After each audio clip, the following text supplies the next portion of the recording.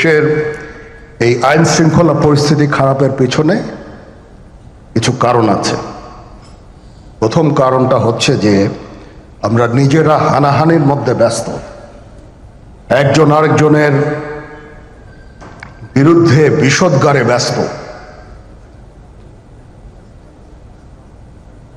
এটা একটা চমৎকার সুযোগ অপরাধীদের জন্য।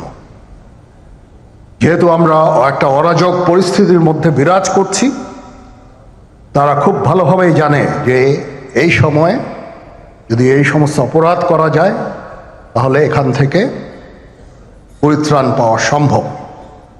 সেই কারণে এই অপরাধগুলো হচ্ছে।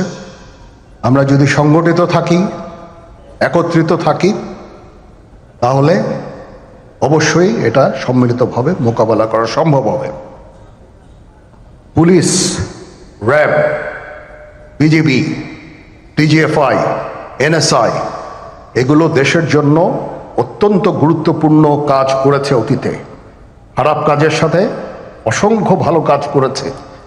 আজকে যে দেশের স্থিতিশীলতা, দেশটাকে যে এত বছর স্থিতিশীল রাখা হয়েছে, এটার কারণ হচ্ছে এই সশস্ত্র বাহিনীর বহু সেনা সদস্য, সিভিলিয়ান সবাই মিলে এই অর্গানাইজেশনগুলোকে, অসামরিক, সামরিক সবাই মিলে এই অর্গানাইজেশনগুলোকে এফেক্টিভ রেখেছে। সেই জন্য আজকে সুন্দর, এতদিন ধরে আমরা একটা সুন্দর পরিবেশ পেয়েছি। এর মধ্যে যারা কাজ করেছে, যদি অপরাধ করে থাকে সেটার শাস্তি হবে, অবশ্যই শাস্তি হতে হবে, না হলে এই জিনিস আবার ঘটবে। আমরা সেটাকে বন্ধ করতে চাই চিরতরে, কিন্তু তার আগে মনে রাখতে হবে আমরা এমনভাবে কাজটা করব এই সমস্ত অর্গানাইজেশনগুলো যেন আন্ডারমাইন না হয়। আজকে পুলিশ সদস্য কাজ করছে না, এটা বিশাল বড় কারণ হচ্ছে অনেকের বিরুদ্ধে মামলা, অনেকে জেলে। RAB, BGB, DGFI, NSI panicked. বিভিন্ন দোষারোপ, গুম, খুন ইত্যাদি তদন্ত চলছে। অবশ্যই তদন্ত হবে, দোষীদের বিচারের আওতায় আনতে হবে। এমনভাবে কাজটা করতে হবে যেন এই অর্গানাইজেশনগুলো আন্ডারমাইন না হয়। এই অর্গানাইজেশনগুলোকে যদি আন্ডারমাইন করে আপনারা মনে করেন যে দেশের শান্তি শৃঙ্খলা বিরাজ করবে, সবাই শান্তিতে থাকবেন, সেটা হবে না, সেটা সম্ভব না। আমি আপনাদের পরিষ্কার করে বলে দিচ্ছি, এই দেশের শান্তি শৃঙ্খলা রক্ষার দায়িত্ব খালি সেনাবাহিনীর না। 2 লক্ষ পুলিশ আছে, বিজিবি আছে, র্যাব আছে, আনসার বিডিপি আছে, আমার আছে হচ্ছে 30,000 সৈন্য। এদেরকে আমি এই যে একটা বিরাট ভয়েড, আমি এই 30,000 সৈন্য দিয়ে আমি কিভাবে এটা পূরণ করব? 30,000 থাকে, আবার 30,000 চলে যায় ক্যান্টনমেন্টে, আরো 30,000 আসে। এটা দিয়ে আমরা দিন রাত আমরা চেষ্টা করে যাচ্ছি। এখানে যে সমস্ত উচ্ছৃঙ্খল কাজ হয়েছে সেটা আমাদের নিজস্ব তৈরি, এটা আমাদের নিজস্ব ম্যানুফ্যাকচার, আমরা নিজস্ব এইগুলো তৈরি করেছি। এই বিপরীতমুখী কাজ করলে এসে কখনো শান্তি শৃঙ্খলা আসবে না, এই জিনিসটা আপনাদের মনে রাখতে হবে। ভিশনের ফুলঝুরি মেগা অফারে ফ্রি কিনলেই পাচ্ছেন 16 পিসের আকর্ষণীয় গিফট বক্স একদম ফ্রি। আজকে একটা বেদনা বিধুর দিবস। 2009 সালের 25শে ফেব্রুয়ারি আমরা এই 57 জন চৌকস সেনা অফিসার, এবং শুধু তাই নয়, আমাদের কিছু কিছু পরিবারবর্গর সদস্যদের আমরা হারিয়েছি। এখানে আসার সময় এই ছবিগুলো আমি দেখছিলাম। এই ছবিগুলো আপনারা অনেকে ছবিতে দেখেছেন, কিন্তু এগুলো আমার সব চাক্ষুষ দেখা। আমি একটা চাক্ষুষ সাক্ষী এই সমস্ত বর্বরতার। একটা জিনিস আমাদের সবসময় মনে রাখতে হবে, এই বর্বরতা কোনো সেনা সদস্য করেনি, সম্পূর্ণটাই তদানীন্তন বিজিবি সদস্য দ্বারা সংঘটিত। Full stop. এখানে কোনো ইফ এবং বাট নাই। এখানে যদি ইফ এবং বাট আনেন, এই যে বিচারিক কার্যক্রম এতদিন ধরে হয়েছে, 16 বছর ধরে 17 বছর ধরে যারা জেলে আছে, যারা কনভিক্টেড, সেই বিচারিক প্রক্রিয়া ব্যাহত হবে। এই জিনিসটা আমাদের খুব পরিষ্কার করে মনে রাখা প্রয়োজন। এই বিচারিক প্রক্রিয়াকে নষ্ট করবেন না।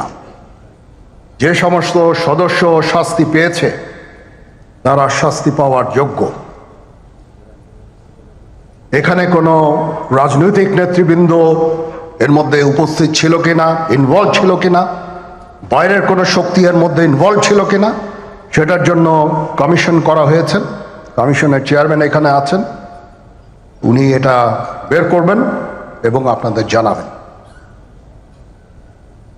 বটম লাইন হচ্ছে যে এই সমস্ত আমাদের এই চৌকস সেনা সদস্য যারা প্রাণ হারিয়েছেন, তারা প্রাণ হারিয়েছেন তদানীন্তন বিডিআর সদস্যদের গুলিতে। আমরা নিজেরা এই সমস্ত জিনিস নিয়ে অনেক ভিন্ন মত পোষণ করছি। কেউ কেউ এই জিনিসটাকে ভিন্ন খাতে প্রবাহিত করার চেষ্টা করছি। সেটা আমাদের জন্য মঙ্গলজনক হবে না। আজকে যদি আমার যে উপদেশ আমি কিছু দিয়ে যাব, সেটা যদি আপনারা গ্রহণ করেন, আপনারা লাভবান হবেন, আমি এটা আপনাদের নিশ্চিত করছি। আমরা নিজেরা ভেদাভেদ সৃষ্টি না করি, আমরা নিজেরা ইউনাইটেড থাকি। আমাদের মধ্যে যদি কোনো সমস্যা থেকে থাকে, কোনো ব্যত্যয় থেকে থাকে, কোনো গ্রিভান্সেস থেকে থাকে, সেটা আমরা আলোচনার মাধ্যমে সমাধান করব। এটার জন্য ডানে বায়ে দৌড়িয়ে কোনো লাভ হবে না, নিজের ক্ষতি ছাড়া কোনো লাভ হবে না। আমি আপনাদের এই জিনিসটা নিশ্চিত করে দিচ্ছি। কিছু কিছু সদস্যদের দাবি যে তারা 2009 সাল থেকে আজ পর্যন্ত বিভিন্ন শাস্তি পেয়েছেন। কেউ কেউ দায়ী করছেন যে তারা অযাচিতভাবে শাস্তি পেয়েছেন। সেটার জন্য আমি একটা বোর্ড করে দিয়েছি, একজন লেফটেন্যান্ট জেনারেল সেই বোর্ডের সদস্য। প্রথম ফেজে 51 জন সদস্যর ব্যাপারে আমার কাছে রিকমেন্ডেশন নিয়ে এসেছে। তার রিকমেন্ডেশনের অধিকাংশই আমি গ্রহণ করেছি এবং আরও বেশি আমি দিয়েছি। নেভি এয়ারফোর্সও তাদের এই কার্যক্রম চালিয়ে যাচ্ছে।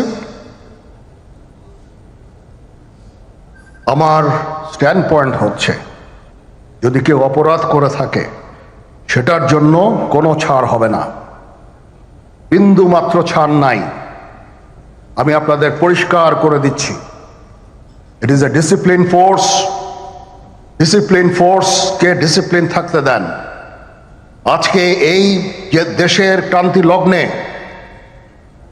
সমস্ত বাহিনী, সমস্ত অর্গানাইজেশন বিপর্যস্ত হয়ে পড়েছে। খালি সেনাবাহিনী টিকে আছে, বিমান বাহিনী টিকে আছে, নৌবাহিনী টিকে আছে। কেন? Because of discipline.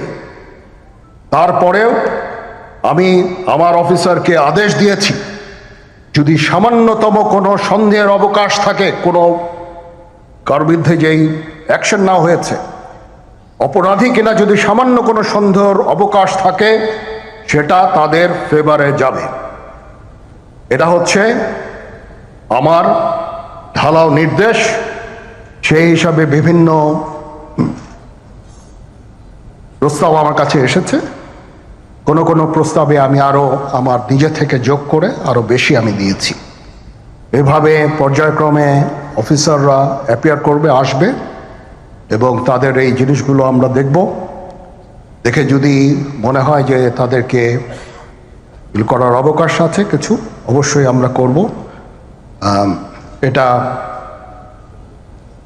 ন্যায় নীতিতে আমরা প্রতিষ্ঠিত থাকব ইনশাআল্লাহ।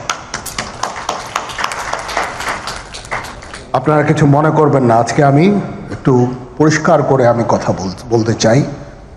আপনাদের সবার হয়তো ভালো নাও লাগতে পারে, কিন্তু বিশ্বাস করেন, আমার এটা যদি আপনারা গ্রহণ করেন, আপনারা লাভবান হবেন, কোনো ক্ষতি হবে না দেশের। আমার অন্য কোনো আকাঙ্ক্ষা নাই। আমার একটাই আকাঙ্ক্ষা, দেশ এবং জাতিটাকে একটা সুন্দর জায়গায় রেখে ছুটি করা। I had enough. Was last 7-8 months I had enough. আমি চাই দেশ এবং জাতিকে একটা সুন্দর জায়গায় রেখে আমরা সেনানিবাসে ফেরত আসব।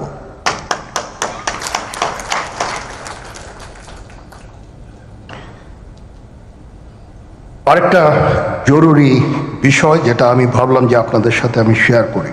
দেশের এই আইন শৃঙ্খলা পরিস্থিতি খারাপের পেছনে কিছু কারণ আছে। প্রথম কারণটা হচ্ছে যে আমরা নিজেরা হানাহানির মধ্যে ব্যস্ত, একজন আরেকজনের বিরুদ্ধে বিষোদ্গারে ব্যস্ত। এটা একটা চমৎকার সুযোগ অপরাধীদের জন্য। যেহেতু আমরা একটা অরাজক পরিস্থিতির মধ্যে বিরাজ করছি, তারা খুব ভালোভাবেই জানে যে এই সময়ে যদি এই সমস্ত অপরাধ করা যায় তাহলে এখান থেকে পরিত্রাণ পাওয়া সম্ভব। সেই কারণে এই অপরাধগুলো হচ্ছে। আমরা যদি সংগঠিত থাকি, একত্রিত থাকি, তাহলে অবশ্যই এটা সম্মিলিতভাবে মোকাবেলা করা সম্ভব হবে। Police, RAB, BGB, DGFI, NSI এগুলো দেশের জন্য অত্যন্ত গুরুত্বপূর্ণ কাজ করেছে অতীতে। খারাপ কাজের সাথে অসংখ্য ভালো কাজ করেছে। আজকে যে দেশের স্থিতিশীলতা, দেশটাকে যে এত বছর স্থিতিশীল রাখা হয়েছে, এটার কারণ হচ্ছে এই সশস্ত্র বাহিনীর বহু সেনা সদস্য, সিভিলিয়ান সবাই মিলে এই অর্গানাইজেশনগুলোকে, অসামরিক সামরিক সবাই মিলে এই অর্গানাইজেশনগুলোকে এফেক্টিভ রেখেছে। সেই জন্য আজকে সুন্দর, এতদিন ধরে আমরা একটা সুন্দর পরিবেশ পেয়েছি। এর মধ্যে যারা কাজ করেছে, যদি অপরাধ করে থাকে সেটার শাস্তি হবে, অবশ্যই শাস্তি হতে হবে। না হলে এই জিনিস আবার ঘটবে। আমরা সেটাকে বন্ধ করতে চাই চিরতরে, কিন্তু তার আগে মনে রাখতে হবে আমরা এমনভাবে কাজটা করব এই সমস্ত অর্গানাইজেশনগুলো যেন আন্ডারমাইন না হয়। আজকে পুলিশ সদস্য কাজ করছে না, এটা বিশাল বড় কারণ হচ্ছে অনেকের বিরুদ্ধে মামলা, অনেকে জেলে। RAB, BGB, DGFI, NSI panicked.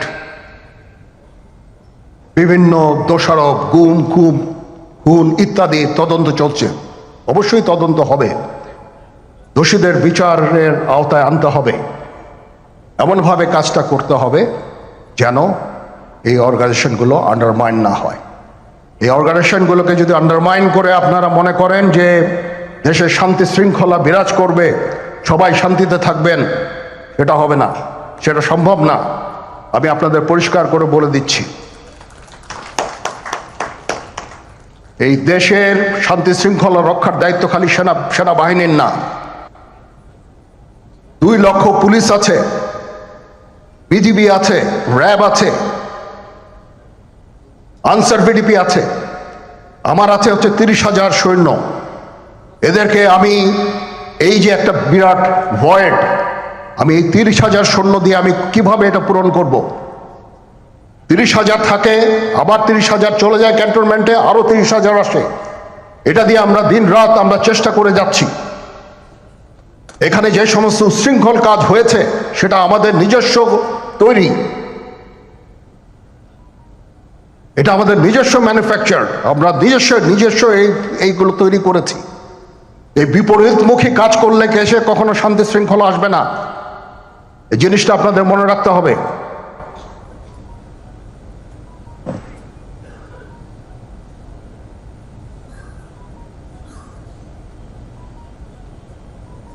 তদন্ত কমিশন হচ্ছে, আবার আরেকটা আমাদের সর্বদা আমরা চেষ্টা করব তদন্ত কমিশনকে সহায়তা করতে। যে ধরনের সাহায্য সহযোগিতার প্রয়োজন হয় আমরা করব। আমরা দেশে একটা ফ্রি ফেয়ার অ্যান্ড ইনক্লুসিভ একটা ইলেকশনের জন্য দিকে ধাবিত হচ্ছে এবং তার আগে যে সমস্ত সংস্কার করা প্রয়োজন